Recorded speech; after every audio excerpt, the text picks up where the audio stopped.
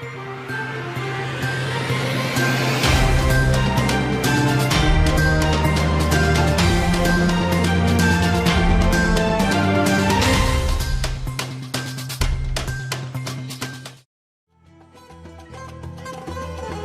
के मुख्य समाचार। शहर जिला कांग्रेस कमेटी अध्यक्ष राजीव शर्मा ने पद से दिया इस्तीफा। निर्वाचन संबंधी तैयारियों हेतु अधिकारियों की बैठक संपन्न। 2 अगस्त को मतदाता जागरूकता के लिए होंगे जिला स्तरीय कार्यक्रम। बस्तर कलेक्टर ने कांजी हाउस का किया निरीक्षण। आवारा पशुओं को पकड़कर समुचित व्यवस्था करने के दिए निर्देश। और समाज सेवी अनीता राज की पुस्तक का हुआ विमोचन। कवि गोष्ठी का भी हुआ आयोजन। This program is brought to you by VD Pharmaceuticals, Journey towards Health. दिन भर की खबरों के साथ बस्तर की बात में मैं हूं मोहम्मद अमीन लीला। अब खबरें विस्तार से। शहर जिला कांग्रेस कमेटी अध्यक्ष राजीव शर्मा ने अपने पद से आज इस्तीफा दे दिया है। उन्होंने अध्यक्ष छत्तीसगढ़ प्रदेश कांग्रेस कमेटी दीपक बैज को पत्र लिखकर अपने शहर जिला कांग्रेस कमेटी अध्यक्ष पद से कार्यमुक्त किए जाने का निवेदन किया है। उन्होंने ये भी कहा कि वर्ष 2014 में उन्हें कार्यकारी अध्यक्ष और 2018 में अध्यक्ष पद का दायित्व सौंपा गया था। उन्होंने कहा कि इन 9 वर्षों के 3 कार्यकालों में राष्ट्रीय और प्रदेश नेतृत्व और संगठन के मार्गदर्शन में मैंने अपने दायित्वों का सनिष्ठापूर्वक निर्वहन किया है। मार्गदर्शन के लिए उन्होंने कांग्रेस के अग्रणी नेताओं का आभार भी व्यक्त किया है। कलेक्टर एवं जिला निर्वाचन अधिकारी विजय दयाराम के ने आगामी विधानसभा निर्वाचन के लिए मतदान केंद्रों का रूट, सुरक्षा, परिवहन व्यवस्था के लिए आवश्यक तैयारी हेतु राजस्व और पुलिस के अधिकारियों की बैठक ली। उन्होंने इसके लिए आवश्यक मैपिंग करने के साथ उड़न दस्ता दल, स्थितिक निगरानी दल के लिए आवश्यक कार्य योजना बनाने के निर्देश दिए। कलेक्टर दयाराम ने कहा कि जिले में 4 विधानसभा क्षेत्रों के लिए 3 जिलों के अधिकारियों को आपसी समन्वय के साथ कार्य करने की जरूरत होगी। उन्होंने यह भी कहा कि अगर प्रारंभिक तैयारी हमारी अच्छी होगी तो निर्वाचन कार्य को बेहतर तरीके से संपादन किया जा सकता है। वहीं वरिष्ठ पुलिस अधीक्षक जितेंद्र सिंह मीणा ने कहा कि निर्वाचन कार्य बहुत बड़ा दायित्व है। इसके लिए राजस्व और पुलिस की प्रारंभिक तैयारी और प्रतिदिन का रिपोर्टिंग एक महत्वपूर्ण कड़ी होगी। संयुक्त रूप से क्षेत्र की मैपिंग कर सुरक्षा और कानून व्यवस्था को बेहतर बनाया जा सकता है। बैठक में स्वीप के तहत 2 अगस्त को आयोजित की जाने वाली जिला स्तरीय मतदाता जागरूकता अभियान के संबंध में चर्चा किया गया। साथ ही 2 अगस्त को प्रारंभिक मतदाता सूची के प्रकाशन उपरांत ग्राम पंचायतों में प्रारंभिक मतदाता सूची का प्रदर्शन और वाचन किया जाएगा। इस दौरान आवश्यक सुरक्षा व्यवस्था पर भी चर्चा की गई। स्वदेशी महोत्सव में स्वागत है आप सबका। स्वदेशी खादी महोत्सव आपके लिए, आपके परिवार के लिए 18 जून से जगदलपुर की सेवा करता हुआ स्वदेशी महोत्सव आपके लिए लाया है कश्मीर से कन्याकुमारी तक के खालिस देसी और पारंपरिक सामान। यहाँ मिलेगी हर वो चीज जिसकी आपको बरसों से तलाश थी। जगदलपुर में दंतेश्वरी मंदिर के सामने स्वदेशी खादी महोत्सव एक भव्य पारिवारिक प्रदर्शनी और बिक्री केंद्र। सुबह 10 बजे से रात्रि 9 बजे तक आपकी सेवा में तत्पर। सामान ऐसा जो आपका दिल चुरा ले। लिख लीजिए, हमारा नंबर काम आएगा। राष्ट्रीय विधिक सेवा प्राधिकरण के गाइडलाइंस एवं छत्तीसगढ़ राज्य विधिक सेवा प्राधिकरण के कार्यपालक अध्यक्ष के निर्देशानुसार जिला न्यायाधीश और अध्यक्ष जिला विधिक सेवा प्राधिकरण मनीष कुमार ठाकुर के मार्गदर्शन में लालबाग जगदलपुर के शौर्य भवन में शुक्रवार को जिला विधिक सेवा प्राधिकरण जगदलपुर द्वारा किशोर न्याय बालकों की देखरेख एवं संरक्षण अधिनियम 2015 पर 1 दिवसीय प्रशिक्षण सह कार्यशाला संपन्न हुई।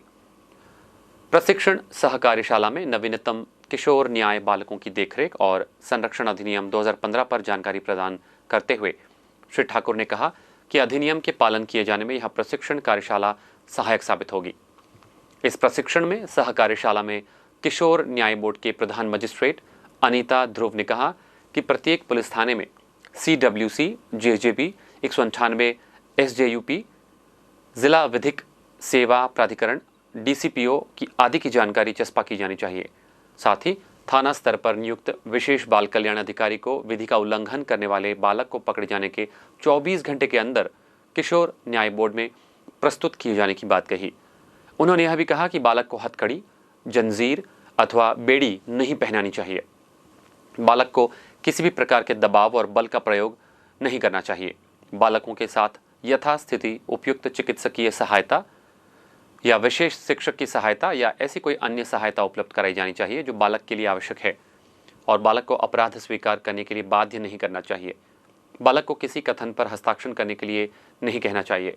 बालक को निःशुल्क विधिक सहायता उपलब्ध कराने हेतु जिला विधिक सेवा प्राधिकरण से संपर्क करना। साथ ही ये भी बताया गया कि 18 वर्ष से कम उम्र के बालक द्वारा यदि कोई अपराध किया जाता है तो उसे विधि का उल्लंघन करने वाला बालक कहा जाए, न कि आरोपी मुजरिम। आज के बच्चे देश के भविष्य हैं। उक्त अधिनियम में सर्वप्रथम यह देखा जाना चाहिए कि जो भी विधि का उल्लंघन करने वाले बालक को किशोर न्याय बोर्ड में प्रस्तुत किया जा रहा है उसकी आयु के संबंध में मैट्रिकुलेशन या समतुल्य प्रमाण पत्र, जन्म प्रमाण पत्र या अन्य दस्तावेज पेश है या नहीं, जिससे यह साबित हो सके कि वह बालक 18 वर्ष से कम है या उससे नहीं। जिला बाल संरक्षण अधिकारी विजय शर्मा द्वारा उक्त प्रशिक्षण कार्यशाला में यह भी बताया गया कि किशोर न्याय बालकों की देखरेख एवं संरक्षण अधिनियम 2015 के नियम 92 के बारे में विस्तृत रूप से बताया गया कि गुमशुदा बालक के बारे में पुलिस द्वारा निम्नलिखित जांच कार्यवाही की जानी चाहिए। वहीं आयोजित प्रशिक्षण कार्यशाला में अधिनियम के विभिन्न पहलुओं से अवगत कराते हुए कार्यशाला में उपस्थित विभिन्न विभागों के अधिकारी कर्मचारी आरक्षित केंद्रों के विशेष बाल कल्याण अधिकारी को विस्तृत रूप से अवगत कराते हुए अधिनियम से संबंधित धाराओं, अधिनियम नियम की जानकारी प्रदान की गई। आयोजित कार्यशाला में प्रथम अपर जिला न्यायाधीश DR देवांगन, मुख्य न्यायिक मजिस्ट्रेट अनिल कुमार बारा, न्यायिक मजिस्ट्रेट प्रथम श्रेणी अजय सिंह मीना सहित अन्य न्यायिक अधिकारी और उप पुलिस अधीक्षक सुश्री अपूर्वा सिंह, क्षेत्रीय महिला एवं बाल विकास विभाग के बाल संरक्षण अधिकारी विजय शर्मा, पर्यवेक्षण अधिकारी श्री संतोष वैद सहित किशोर न्याय बोर्ड से जुड़े अधिकारीगण और सदस्यगण, CWC के अध्यक्ष और सदस्यगण, विशेष किशोर पुलिस इकाई के बाल कल्याण पुलिस अधिकारीगण, शिक्षा विभाग के अधिकारी, श्रम विभाग से श्रम पदाधिकारी, समाज कल्याण विभाग के उपसंचालक और सामाजिक कार्यकर्ता गण सहित जिला विधिक सेवा प्राधिकरण के कर्मचारी गण उपस्थित थे।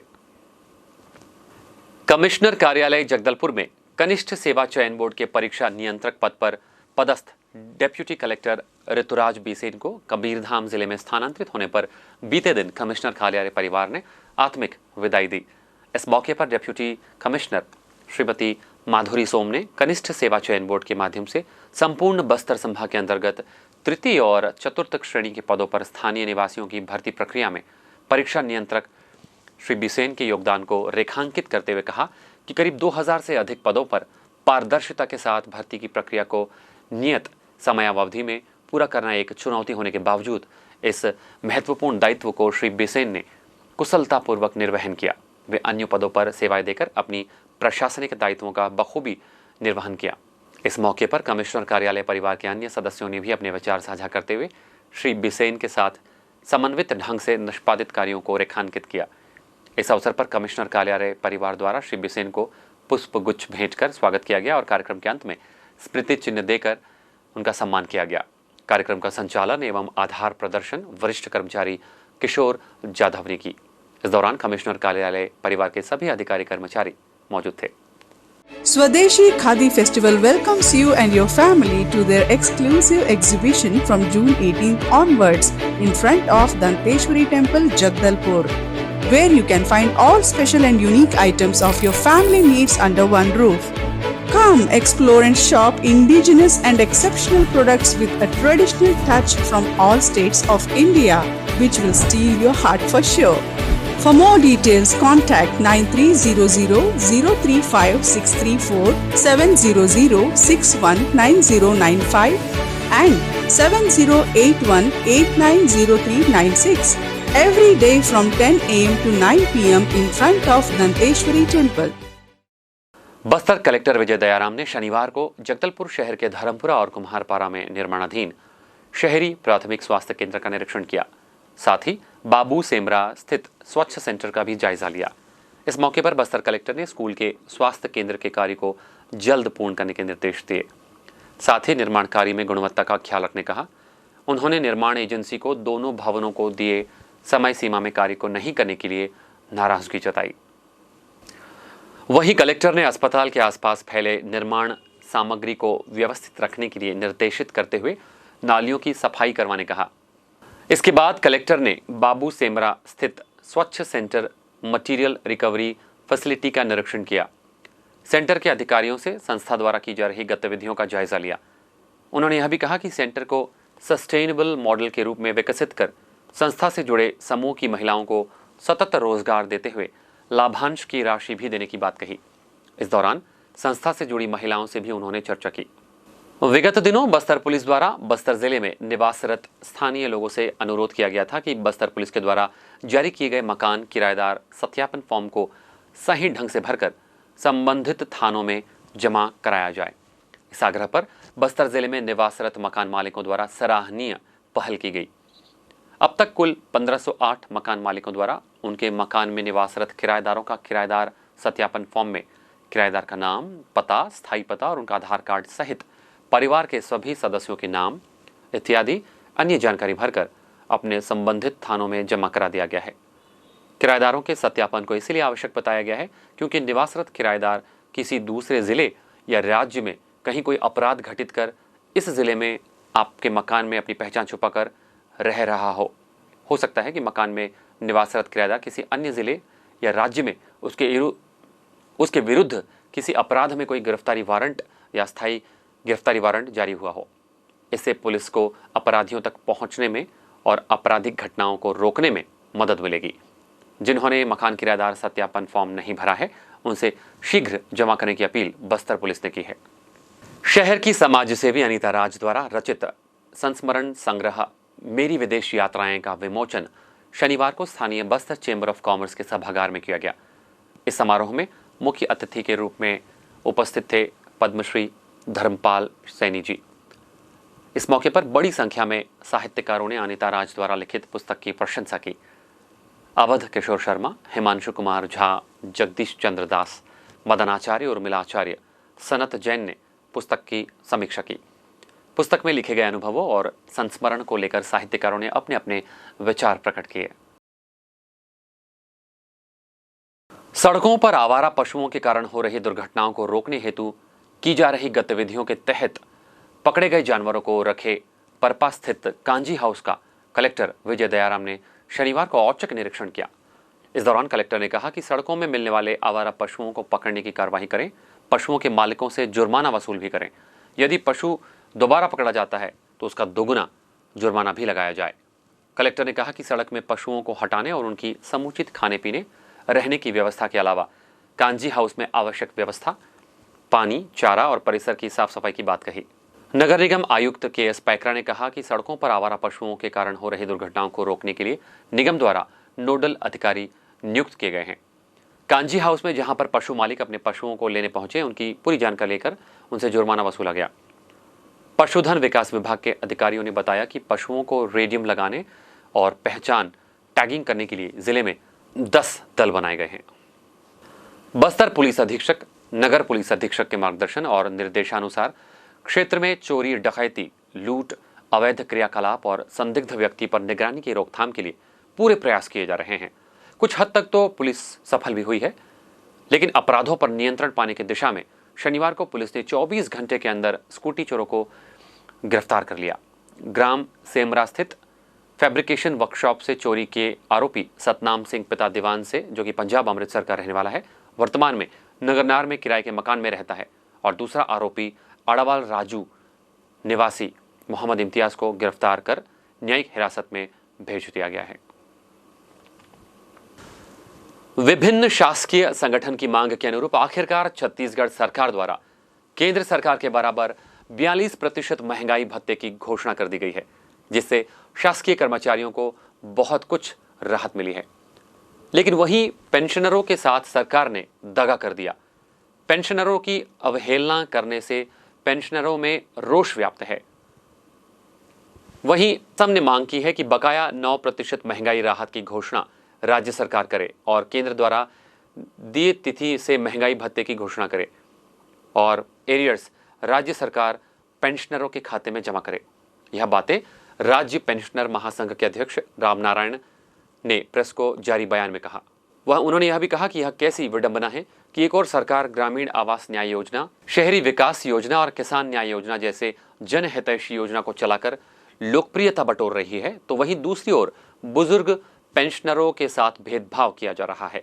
उन्होंने यह भी कहा कि एक और कर्मचारियों को 42% महंगाई भत्ता मिल रहा है, तो वहीं पेंशनरों को महज 33% महंगाई भत्ता मिल रहा है। क्या यह न्याय संगत है?